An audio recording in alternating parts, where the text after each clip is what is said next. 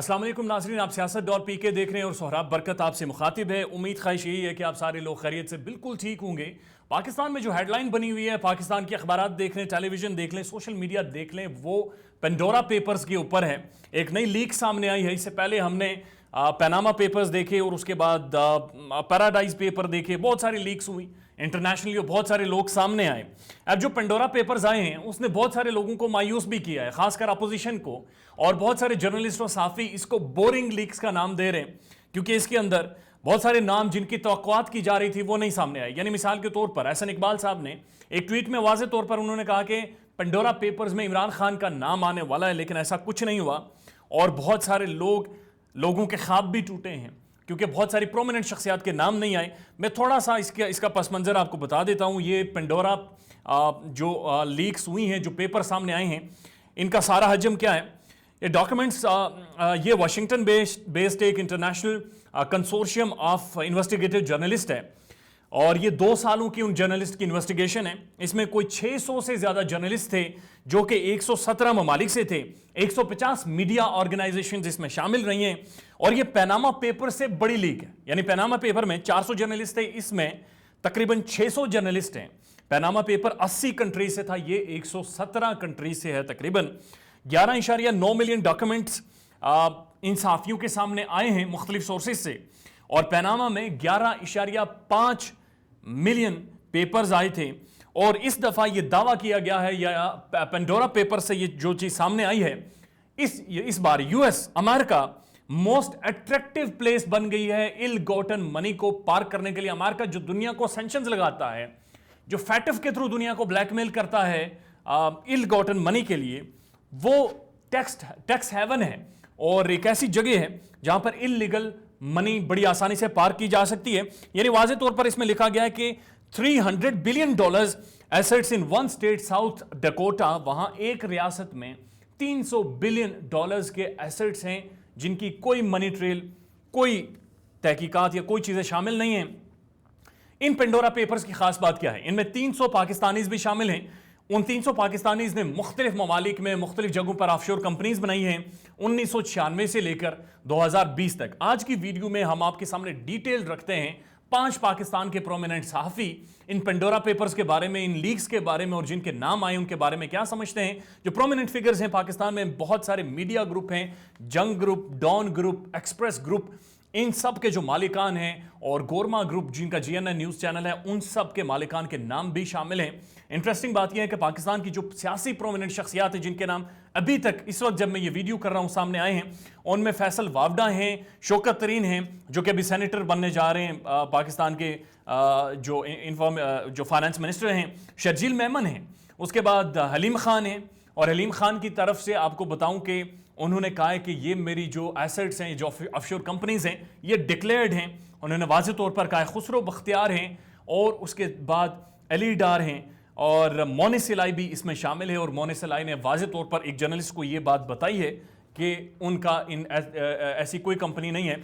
अरशाद भट्टी साहब एक ट्रांसमिशन में बैठे थे जब ये पेपर्स लीक हुए, उन्होंने डिटेल में पेपर पढ़ने के बाद क्या कहा, 62-63 में पूरा पाकिस्तान नाअहल हो जाएगा। यानी कि 62-63 के मुताबिक जो भी पब्लिक ऑफिस होल्डर्स हैं उन्हें अपने assets election commission of Pakistan में जाहिर करने होते हैं जब वो ऑफिस होल्ड करते हैं। तो यहां पर नाम आने का मतलब है बहुत सारे उन्हें जाहिर नहीं किए, तो वो 62-63 जो पाकिस्तान का आइन है, जो आर्टिकल है, वो कहता है कि सादिक और अमीन होना चाहिए। उसके मुताबिक अरशाद भट्टी कहते हैं अगर उसको नाफिज किया जाए, अमल में लाया जाए, तो पूरा पाकिस्तान नाअहल हो जाएगा। पेंडोरा बॉक्स से पहले स्विस लीक्स स्विस लीक्स का हमें बताया गया था, वो कहाँ है? दुबई लीक्स का क्या बना? पैनामा लीक्स का क्या बना? 25 वॉल्यूम जो इधर पड़े हैं उनका क्या बना? अल अजीजिया वाले छूट गए, उनका क्या बना? फ्लैगशिप वाले सारे छूट गए, उनका क्या बना? Mehran bank scandal, 56 company scandal, अद्वियात scandal, आटा स्कैंडल, गंदम स्कैंडल, चीनी स्कैंडल, पेट्रोल स्कैंडल।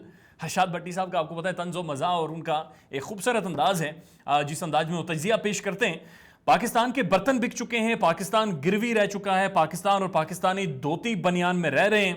अब पेंडोरा लीक्स का भी कुछ नहीं होगा। अरशाद भट्टी साहब ने आखिर में कहा कि मेरा सवाल यह है कि हमारे पास तो इतने पैसे ही नहीं हैं, हम लोग तो गरीब मुल्क हैं, तो फिर 700 लोग जो पाकिस्तानी हैं, जो अथॉरिटीज़ हैं, जो बहुत सारे सियासतदान हैं, ब्यूरोक्रेट्स हैं, ان کے پاس اتنی دولت کیسے آئی کہ وہ فورن ایسٹس خرید رہے ہیں اور ایک بڑی زبردست زندگی جی رہے ہیں. اس کے بعد حبیب اکرم صاحب بولے جب سے نام سامنے آیا ہے اس کے بعد میری ایکسائٹمنٹ کم ہو گئی ہے. انہوں نے بھی ان لیکس کو بورنگ کہا ہے. اسے پہلے میں وائلڈ گس کر سکتا تھا لیکن اب نہیں. یعنی اس سے پہلے وہ یہ کہہ رہے ہیں کہ جب سے پیپر نہیں آئے تھے میں پریزیڈنٹ کے بارے میں بات کر سکتا تھا, میں پرائم منسٹر کے بارے میں بھی اور مختلف جرنیلوں کے بارے میں بھی, لیکن اب جب یہ پیپر سامنے آ گئے تو میرے لیے بورنگ ہے. اب تک سب سے اہم نام شوکت ترین کا ہے حبیب اکرم صاحب کے نظر میں. اب شوکت ترین جس درجے کے بینکر ہیں, پھر وہ وضاحت بیان کر رہے ہیں کہ شوکت ترین صاحب ایک تو امپورٹنٹ شخصیت ہیں ان ساری لیکس میں, اور دوسری چیز یہ ہے کہ چونکہ وہ ماضی میں ایک اعلیٰ درجے کے بینکر رہ چکے ہیں, اگر انہوں نے ایسی کمپنی نہ بنائی ہوتی تو معاملات نہ چلتے. یہ کوئی شیل کمپنی نہیں ہے, یہ انویسٹمنٹ کی غرض سے مختلف کمپنیز بنائی گئی ہیں جو کہ رجسٹرڈ ہیں اور ویریفائی بھی کی جا سکتی ہیں. انہوں نے واضح طور پر سٹانس لیا شوکت ترین کے حوالے سے. فیصل وافدہ کے بارے میں کہتے ہیں ان کی سچویشن بڑی عجیب ہے, وہ حکومت کو مشکل میں ڈالے گا کیونکہ اس سے پہلے ان کی دوہری شہریت کا مسئلہ, آپ کو پتہ ہے اس سے پہلے وہ وفاقی وزیر تھے لیکن پھر ان کی دوہری شہریت کا مسئلہ چیلنج کیا گیا تو اس کے بعد انہیں سینیٹر منتخب کیا گیا. اب جس وقت ان کی دوہری شہریت کا مسئلہ تھا تو یہ کہاں سے پیسے لائے, کیا انہوں نے ٹیکس پے کیا یا نہیں کیا, ان کے پاس پیسہ کہاں سے آیا, انہیں فیصل وافدہ کو وضاحت دینی پڑے گی. خسرو بختیار اسی تشریح میں دیکھے جائیں گے جیسے نواز شریف کو دیکھا گیا تھا کہ یعنی نواز شریف صاحب کا پیناما پیپرز میں بڑا مسئلہ جو انہیں درپیش آیا تھا وہ یہ تھا کہ بہت سارے ایسٹس ان کے بچوں کے نام تھے. تو سوال یہ پوچھا گیا کہ بچوں کی جو سورس آف انکم ہے وہ کوئی نہیں ہے یا اتنا زیادہ نہیں ہے کہ وہ ملک کے باہر اتنے قیمتی فلیٹس خرید سکیں. تو اس وقت جو قانون کی تشریح کی گئی تھی وہ یہ کی گئی تھی کیونکہ نواز شریف صاحب ملک کے وزیر اعظم ہیں, پبلک آفس ہولڈر ہیں, میجر پبلک آفس ہولڈر ہیں, اس لیے ہو سکتا ہے کہ انہوں نے پیسہ بچوں کو دیا ہو. تو حبیب اکرم صاحب کہہ رہے ہیں کہ خسرو بختیار اسی تشریح میں بنیادی طور پہ دیکھے جا سکتے ہیں.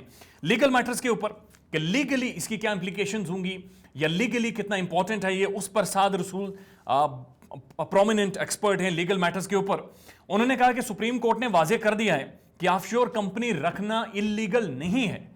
سعد رسول صاحب نے واضح کیا کہ آف شور کمپنی رکھنا اللیگل نہیں ہے.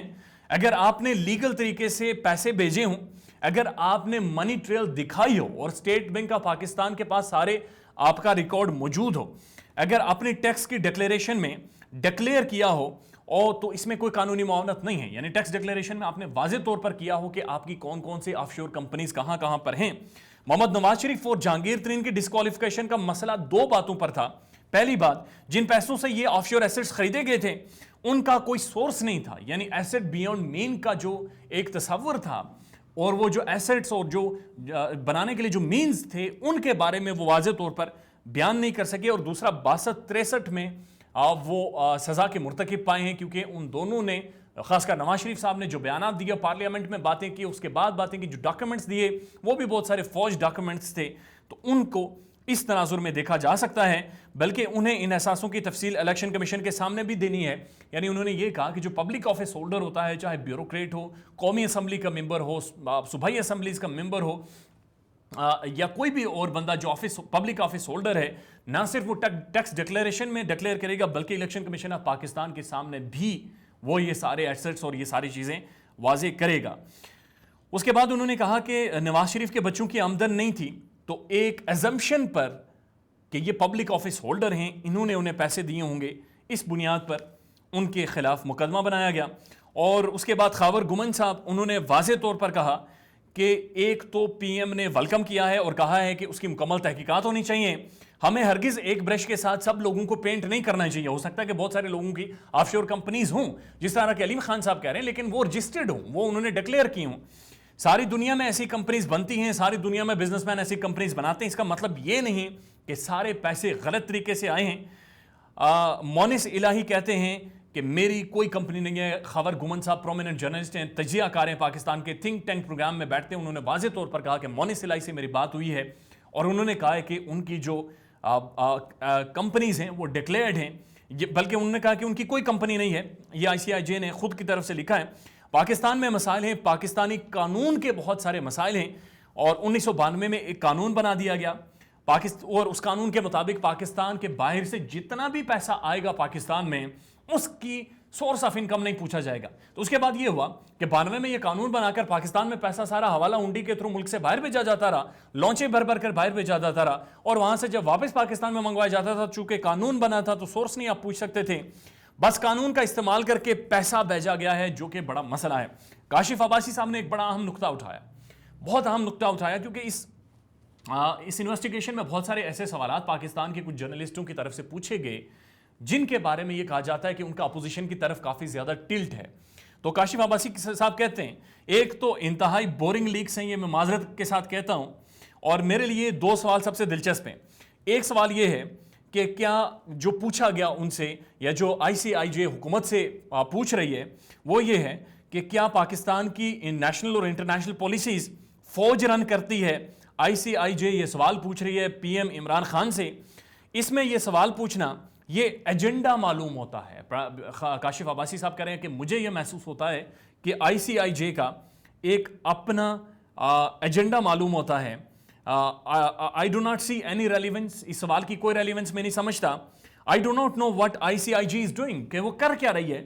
ICIJ خود ایجنڈا نہ ہو جو ایسے سوالات شامل کر دیے ہیں اس نے, اور آپ کو مینڈیٹ, انہوں نے کہا کہ ICIJ کا مینڈیٹ ملک کے اندر کی پالیسیز یا بین الاقوامی پالیسیز کے حوالے سے نہیں ہے, بلکہ آپ کا جو مینڈیٹ ہے وہ یہ انویسٹیگیشن کر کے ایسٹس باہر لانا کہ جناب یہ ایسٹس ہیں, یہ فلاں فلاں پولیٹیشین کے, اور یہ سارے کہاں سے لائے گئے ہیں یا کس نے ان تک پہنچائے ہیں. اور ارشد شریف صاحب نے بھی یہ سوال پوچھا اور واضح طور پر کہا کہ بہت سارے سوالات اس میں ایسے شامل کیے گئے ہیں جن میں یہ کہا جا رہا ہے کہ ایک جو مخالف پارٹی تھی, اپوزیشن تھی, جو کہ GT روڈ میں جب وہ مارچ کے لیے نکلی تھی, اس وقت جو بیانیہ انہوں نے بنانے کی کوشش کی تھی, اس بیانیے میں جو سوالات پوچھے گئے ہیں وہ والے سوالات بہت سارے شامل ہیں.